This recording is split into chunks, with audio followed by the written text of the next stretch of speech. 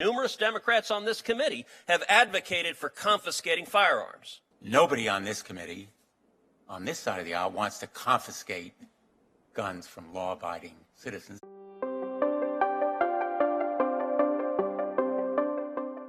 A ghost gun is, in fact, fully functional as a firearm. It can be made at home using do-it-yourself gun-making kits or a 3D printer. This frame, in a so-called jig, was made by a 3D printer. It can be made by anyone, drilling holes to make it functional, and then parts can be bought in a gun store or elsewhere. It becomes a firearm capable of killing, injuring, and doing as much damage as any firearm bought in a store, except it has no serial number, it is untraceable, and often undetectable.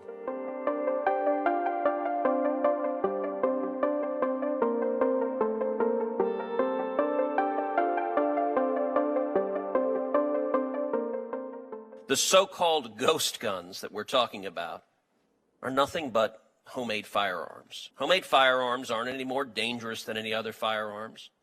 And for all relevant purposes, homemade firearms are treated like any other firearm under the law. Because the frames and receivers in these kits are, in quotes, unfinished, none of the normal federal gun laws apply. No background checks, no licensing, no serial numbers, nothing. And since these kits are unregulated, anyone can purchase them. Minors, convicted felons, anti-government extremists, violent white supremacists, foreign terrorists. Ghost guns are intentionally designed, marketed, and sold to require as little technical expertise, time, and effort as possible. The real issue is in something Chairman Blumenthal made several references to. He referred to these guns as untraceable, and that term was meant to be ominous. That's what this is all about. The Democrats on this committee want to trace every firearm in America. They want a registry of every firearm in America. They want a government list of what guns there are, who owns them, how many they own them, and inevitably, when you see countries enact registries of firearms, the next step is confiscation, and numerous Democrats on this committee have advocated for confiscating firearms.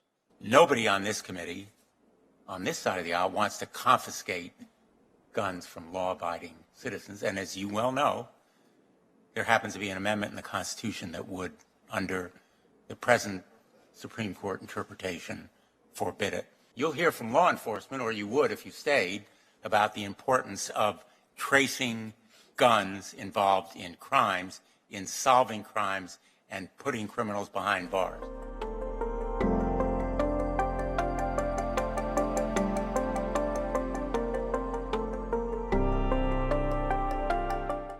The number of ghost guns is surging.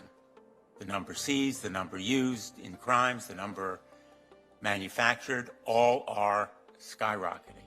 There is no reason, none, to treat ghost guns differently than any other gun.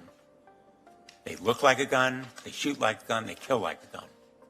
They should be treated as guns, and I invite both sides of the aisle, my colleagues on both sides, to support the Untraceable Firearms Act to close this loophole.